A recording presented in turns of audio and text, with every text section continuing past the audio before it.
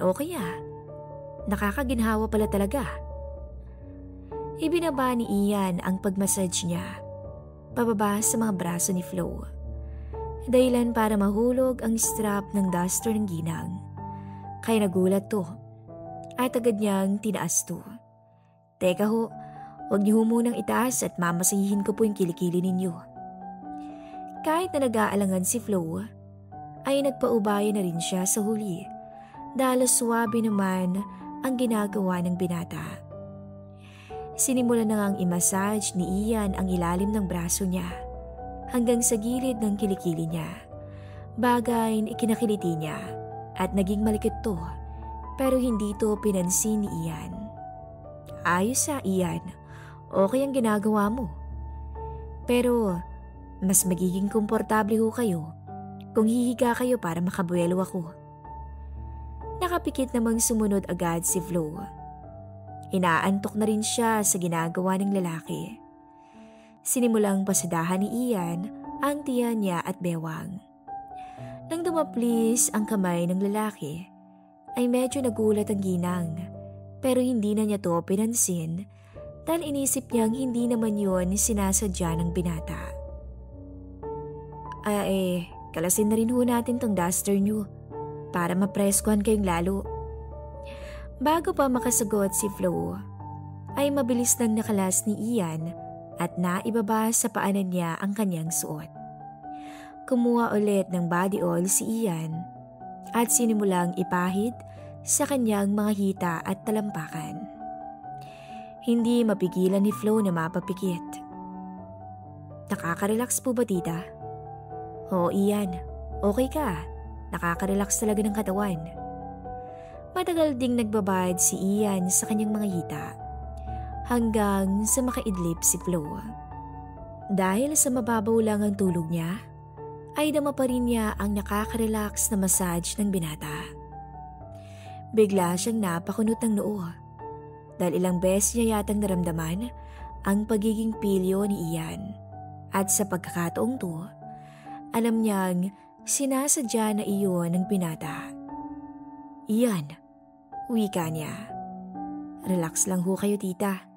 Enjoy naman kayo di ba? Teka, hindi mo pwedeng gawin. Umalma si Flo nang tumawa na si Ian at akmang tatayo na siya pero hindi siya pinayagan ng binata. Easy lang po. Akong baala sa inyo. Nagulat si Flo nang marinig niya ang mga sinabi ni Ian.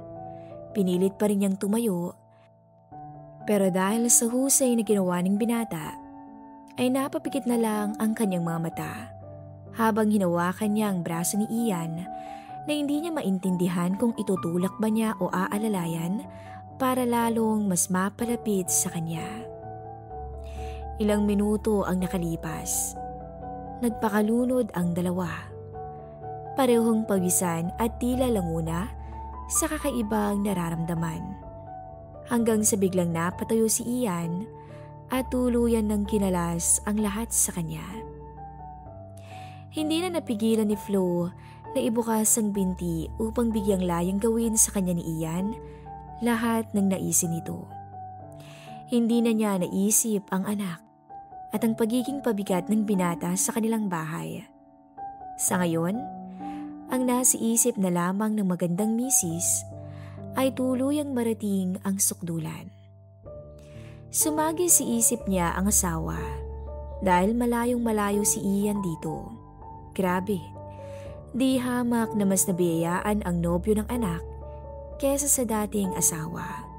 Pero sa dulo ng kanyang pag-iisip, nandoon pa rin ang pagtanggi niya sa mga nangyayari dahil alam niya sa sarili na mali ang kanyang pagpapaubaya sa lalaking minamahal ng anak.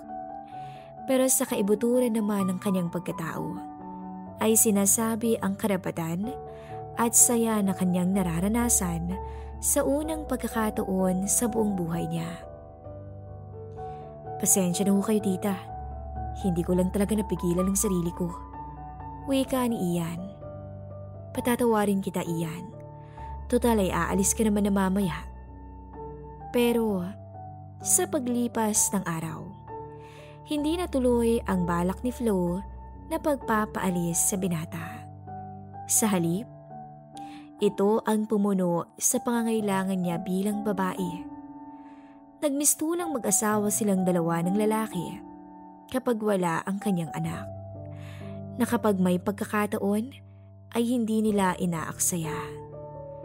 Tila kalaguyo na ang tingin ni Flo kay Ian. Ilang beses man siyang tumanggi ay hindi niya mapigilan pa ang sarili dahil kusa siyang tumutugon sa bawat haplos ng binata sa kanya. Hanggang sa kinukurot na nga siya ng kanyang konsensya dahil karelasyon to ni Daryl. Kailangan bang malaman to ng kanyang anak? Ano naman ang kanyang sasabihin? At kailan matatapos ang kahibangang kanyang kinakaharap? Iyon ang payo na kailangan ngayon ni Flo.